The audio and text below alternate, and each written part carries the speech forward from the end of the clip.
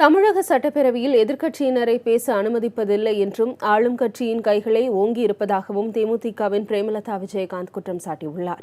சென்னை விருகம்பாக்கம் காவல் நிலையத்தில் வழக்கு தொடர்பாக கையெழுத்திட வந்த அவர் பழிவாங்கும் எண்ணத்துடன் அதிமுக அரசு செயல்படுவதாகவும் குற்றம் சாட்டினார். தேர்தல் தோல்வி விரக்தியிலிருந்து திமுக இன்னும் மீளவில்லை என்றும், எனவே பிற கட்சியினரை இணைக்கும் நிகழ்ச்சிகளில் திமுக ஈடுபட்டு வருவதாகவும் பிரேமலதா விஜயகாந்த் குறிப்பிட்டார். போன 5 வருஷமும் இதான் நடந்துச்சு. ஆளுங்கட்சி தரப்பில் எந்த ஒரு குறையை சுட்டி காட்டினாலும் எதிர்கட்சி தரப்பை பேச விட மாட்டாங்க. அதனால் இது அங்கே பிரச்சனை வர்றது, வெளிநடப்பு பண்ணுறது இது யூஷுவல் தான். அதுபோல் தான் நேற்று நிகழ்வு நடந்திருக்கு. இது எதிர்பார்த்த ஒன்று தான்.